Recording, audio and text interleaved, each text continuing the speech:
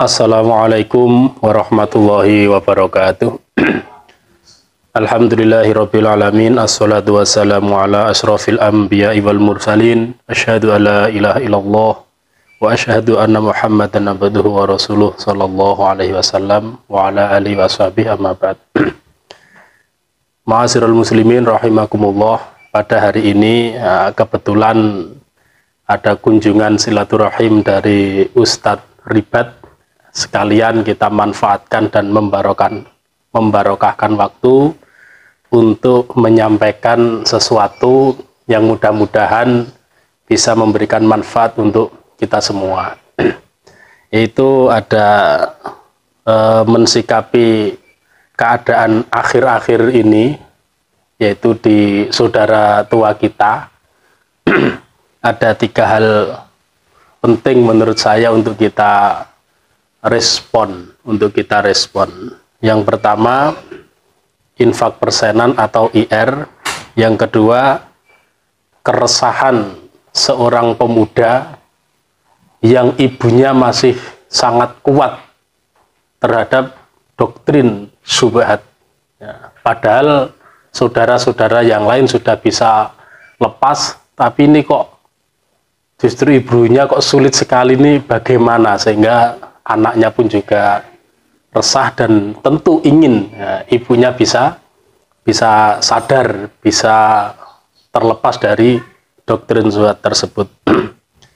Yang ketiga, ada seorang mubalek mengantar tetangganya yang sebetulnya bukan warga Islam jamaah, bukan warga saudara tua. Lah mubalek ini tentu sesuai programnya keimaman, ingin budi luhur atau berbuat baik kepada tetangganya dengan cara menunjukkan tempat penjualan besi yang lebih murah. Kan pengen apik karo tonggone, tonggone arep bangun dituduhne penjual besi yang lebih murah, diantarlah. Nah, kebetulan yang jualan itu mantan atau JRK, disebut JRK kalau oleh mereka itu. Ternyata hal itu menjadi gaduh di dalam Islam jamaah, menjadi perkara. Kabarnya ini dari saudara yang masih di dalam, kasusnya sekarang sudah ditangani oleh penyidik penyidik ala Islam jamaah itu. Yang pertama terkait IR ini baru-baru saja, belum lama ada WA ke saya ini.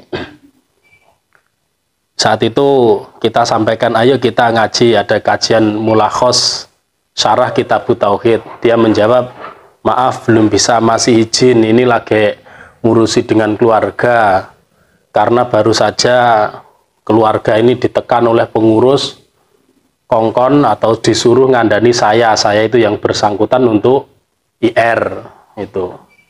Kemudian dia juga heran, ini kalimatnya, aku ngumun bolak balik sing ditekanke kok gur IR ora nek bahasan liyane, heran gumun aku.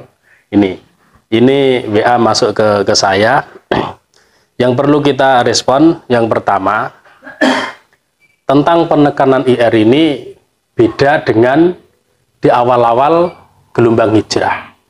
Contohnya saya sendiri. Dulu saya ketika sudah di maklumat, saya masih aktif sambung dengan tujuan untuk bergerilya, bahasanya begitu. Cari orang, barangkali ada yang mau bisa dinasihati, didakwai, diingatkan. Lalu saya dimusyawarah oleh para pengurus, bagaimana kok masih sambung? Nah isoi benora sambung kan begitu.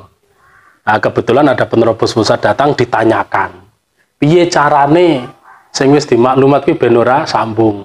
Penerobos pusat jawabnya mudah, nggak usah dikasih buku IR, atau nek IR nggak usah diterima, nanti udah nggak sambung itu. Nah dari kejadian itu saya berpikir, oh pusat nggak butuh IR, berarti uangnya masih banyak. Itu yang pertama. Yang kedua, beda dengan keadaan saat ini yang baru ini terjadi, kok semakin ditekankan. Berarti respon kita kemungkinan IR-nya sudah menurun drastis. karena sudah banyak orang yang sadar tentang zalimnya penarian IR, dosanya penarian IR, bahkan bid'ahnya, bahkan ke sampai level haram ya, karena Nabi itu sudah melarang umatnya untuk ditarik 10%. Itu kan tidak boleh itu. Dalam hadis Abu Dawud jelas sekali. Dan kalau kita pahami dalil Rasulullah Shallallahu Alaihi Wasallam bersabda, ini umirtu anu qatilan nasi hatta yaqulu asyhadu alla ilaha illallah.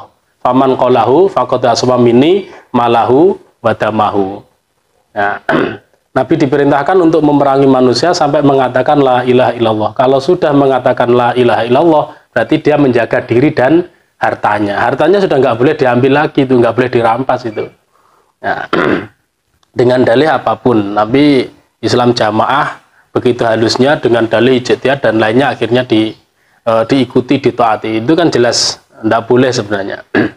Alhamdulillah sudah banyak yang sadar, berarti mereka sudah tidak lagi menyerahkan persenan ke Bapak Imam sehingga menurun. Nah, sehingga saat ini ditekankan lagi. Nek kowe pancen jek pengen ning jamaah jek sambung IR sing tertib. Nah, sampai yang ditekan atau yang didatangi itu ya judeg. Kok bolak-balik sing dibahas kuwi gak enek bahasan liyane.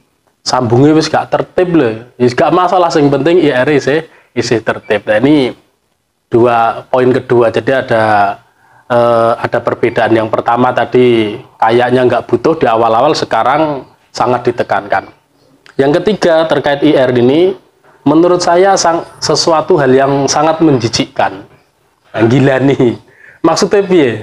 Ente-ente gurmarani arep golek duit. Ini yang sangat memprihatinkan dan menjijikkan. Pengurus mendatangi, menekan, punjere ujung-ujungnya bagaimana agar dia tetap mau menyerahkan uang kepada pengurus dengan dalih untuk kelancaran sabilillah. Ini sesuatu yang sangat apa ya? Ya yaitu tadi menjijikkan lah. Ternyata katanya agama ujung-ujungnya ya duit yang ingin dilancarkan. Yang poin keempat terkait dengan masalah IR tadi atau WA dari salah satu saudara, ini menunjukkan pengurus yang ada di daerah ini juga orang-orang yang betul-betul tidak punya nyali. Karena ini kejadiannya adalah yang didatangi itu orang tuanya, yang dipanggil orang tuanya. Sampai yang bersangkutan bilang, aku pengen nunggu pengurus datang dewi ke sini. Sampai sekarang kok tidak datang. Yang ditekan itu siapa? Keluarganya. Jadi ini memang karakter para pengecut ya, kalau boleh dibilang. Pengecut dalam hal keilmuan mungkin. Kalau di atas mimbar seakan-akan itu, wah, dilihat orang yang penuh dengan ilmu. Namun kenyataannya hanya mendatangi seseorang saja yang sudah tidak IR, dia nggak berani. Kalau masih ada keluarga itu biasanya ditekan keluarganya. Ini insya Allah terjadi di mana-mana. Kalau ada sudah terindikasi terpengaruh, berubah kefahaman, kalau dia masih punya bapak atau ibu atau siapalah, biasanya yang ditekan adalah keluarganya. Yang bersangkutan ya justru dibiarkan, tidak didatangi, tidak dinasihati, tidak diarahkan dan lain sebagainya. Ini saya juga menjadi pertanyaan sebenarnya seharusnya, termasuk bagi saudaraku yang masih di dalam, inilah kenyataan atau faktanya para pengurus Anda ini. Di atas itu bilang ini sudah dijelaskan, sudah ditabayun, sudah dinasihati, tapi mereka ngeyel, bandel, itu ndak ada. Coba dicek semuanya, yang bersangkutan itu ndak ada kok dinasihati, diingatkan, ndak ada.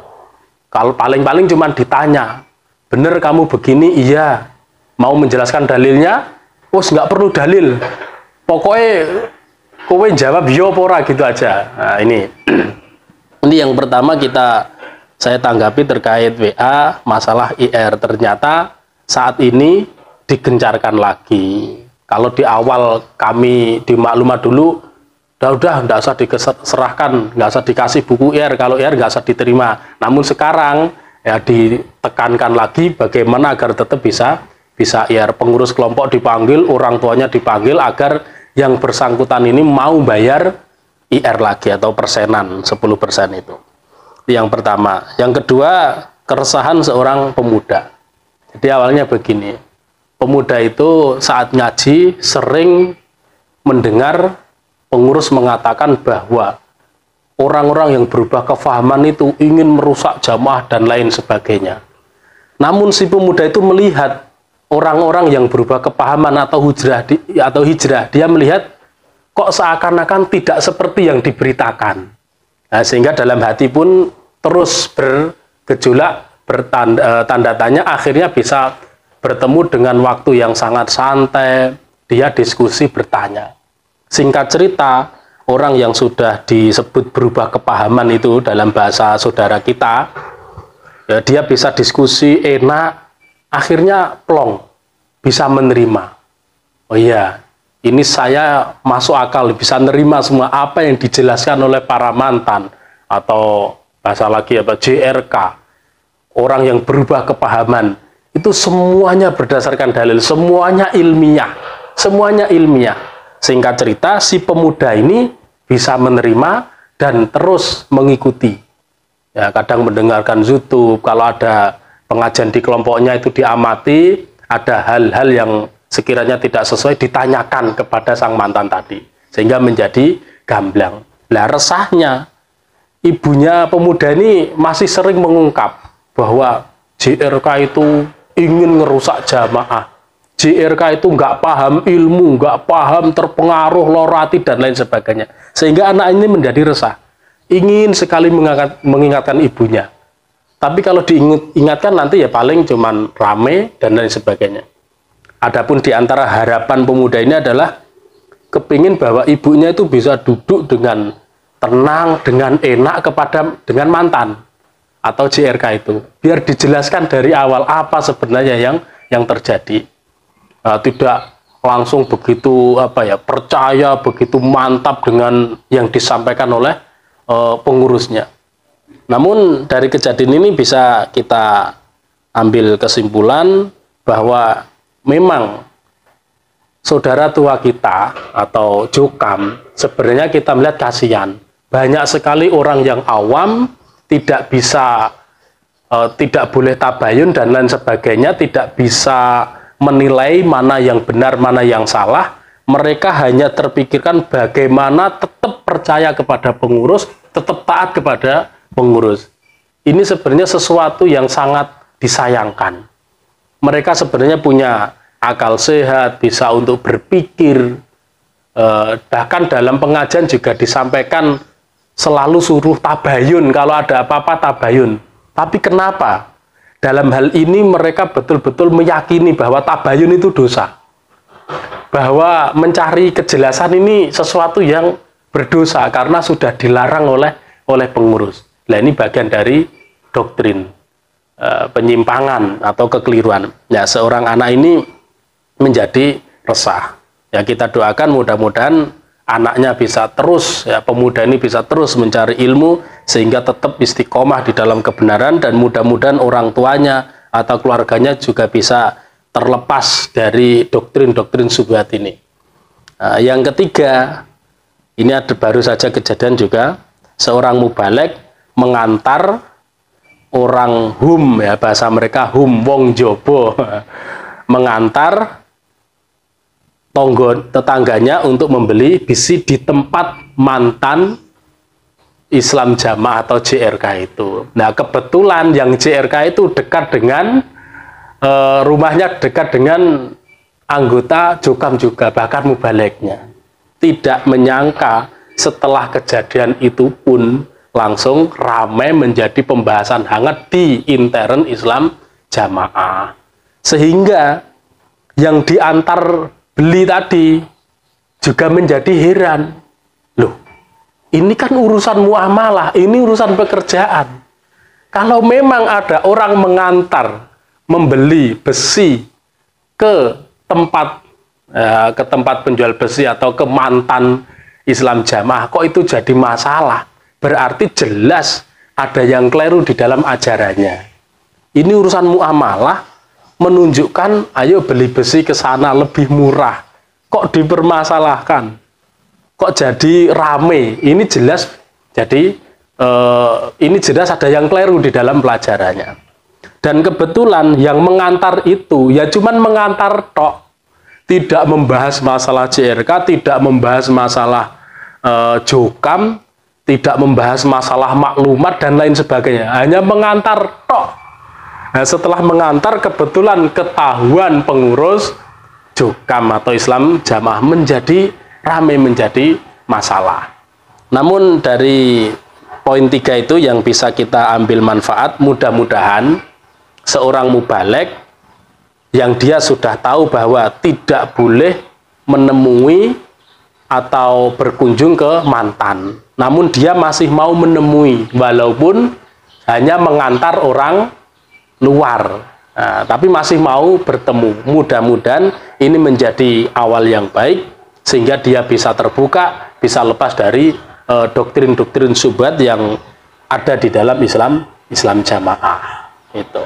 Adapun saudaraku semuanya, insya Allah semuanya sudah tahu, semakin paham, mafhum bahwa ada beberapa kekeliruan yang pokok, yang mendasar di dalam ajaran Islam Jamaah atau jokam. Dan kita doakan terus mudah-mudahan mereka bisa terbuka akalnya, bisa menerima ilmu, bisa menerima kebenaran yang hak, tetap berpedoman kepada Al-Quran dan Sunnah sesuai pemahaman salafus solih, pemahaman para sahabat, tabi'in, tabi'ahum, dan ulama-ulama solih setelah mereka. Jazakumullah khairan, mudah-mudahan Allah memberikan manfaat dan barokah. Insya Allah cukup sekian yang bisa sedikit saya sampaikan. Banyak kurang dan salahnya atau hal-hal yang kurang berkenan, mohon maaf yang sebesar-besarnya. Assalamualaikum warahmatullahi wabarakatuh.